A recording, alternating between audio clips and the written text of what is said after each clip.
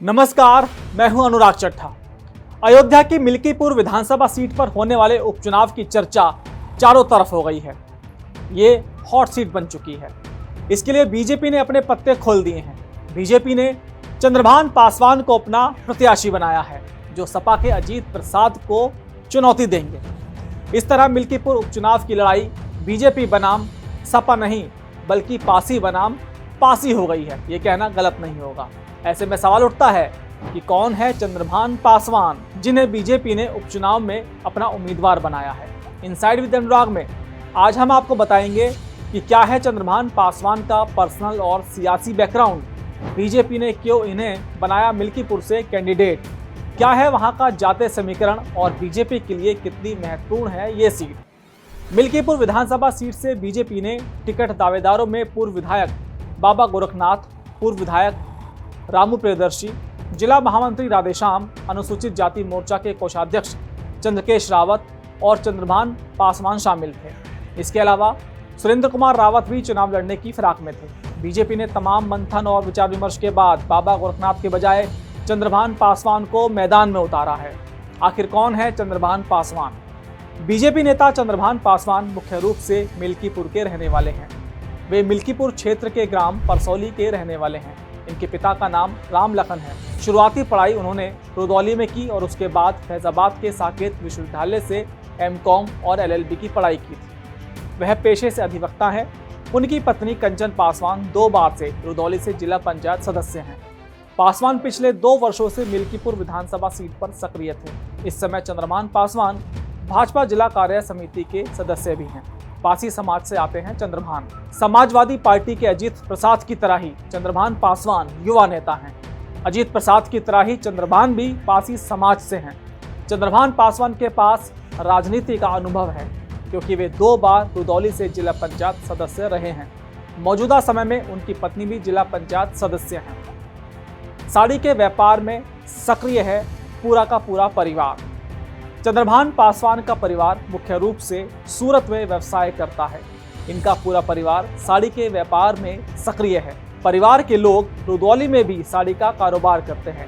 रुदौली बाजार में बाबा cloth house के नाम से कपड़े का बड़ा शोरूम है। चंद्रभान का सियासी बैकग्राउंड। मिल्कीपुर विधानसभा सीट से प्रत्याशी बनाए गए चंद्रभान का बहुत ज़्यादा राजनीतिक बैकग्राउंड नहीं है।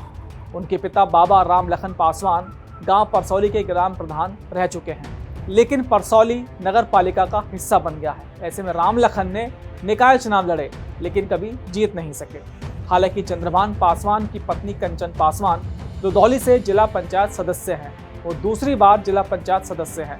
बीजेपी के साथ जुड़े रहने के चलते पार्टी ने चंद्रभान पासवान को मिल्कीपुर सीट से प्रत्याशी बनाया है। चंद्रभान पहली बार विधानसभा चुनाव में अपनी किस्मत आजमा रहे हैं। चंद्रभान पासवान को रुदौली के बीजेपी विधायक रामचंद्र यादव का करीबी माना जाता है।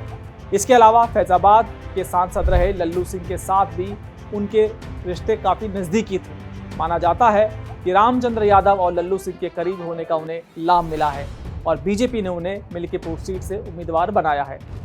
दिलचस्प हुआ मिल्कीपुर का उपचुनाव। अयोध्या के मिल्कीपुर सीट से बीजेपी ने पासी बिरादरी के प्रत्याशी को मैदान में उतारकर मुकाबला बेहद दिलचस्प बना दिया है। इस सीट पर समाजवादी पार्टी ने अयोध्या सांसद अवधेश प्रसाद के बेटे अजीत प्रसाद को उम्मीदवार बनाया है, जो कि पासी समाज से ही आते हैं।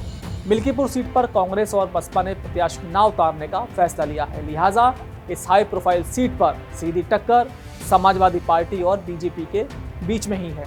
मिल्कीपुर सीट का जातीय समीकरण। मिल्कीपुर सीट पर जातीय समीकरण किसी भी प्रत्याशी की हार जीत तय करता है। मिल्कीपुर सीट पर करीब 3.5 लाख मतदाता हैं। इस सीट पर सबसे ज़्यादा दलित वोटर हैं, जिनकी कुल संख्या 1.5 लाख के आसपास है। इसमें से भी पासी बिरादरी के करीब 55,000 मतदाता हैं। इसके बाद ओबीसी वोटर हैं, जिसमें यादव मतदाता भी 55,000 के आसपास हैं। ब्राह्मण वोटर की संख्या 60,000 है। इस सीट पर मुस्लिम वोटर भी निर्णायक भूमिका में है। इसके अलावा क्षत्रिय और वैश्य वोटर की संख्या 25,000 और 18,000 के आसपास है। साथ ही कोरी, कहार और निषाद वोटर भी अहम साबित होते जा रहे हैं। मिल्कीपुर विधानसभा उपचुनाव बीजेपी और समाजवादी पार्टी के लिए प्रतिष्ठा का सवाल है। दोनों पार्टियां यहां से जीत दर्ज करना चाहेंगी। अयोध्या की इस सीट पर बीजेपी और सपा के बीच हमेशा से ही कांटे की टक्कर रही है। लोकसभा चुनाव 2024 में बीजेपी को अयोध्या फैजाबाद में करारी हार का सामना करना पड़ा था, जिसके बाद मिल्कीपुर सीट काफी महत्वपूर्ण हो गई है। दोस्तों, इस सीट को लेकर मेरा ये विश्लेषण आपको कैसा लगा, साथ ही इस सीट पर आपकी राय क्या है, कमेंट बॉक्स में जरूर लिखकर बताइएगा। साथ ही मेरे चैनल को सब्सक्राइब करना ना भूलिएगा। फिर आपसे मुलाकात होगी किसी दूसरी वीडियो के साथ, तब तक के लिए दीजिए मुझे इजाजत। नमस्कार।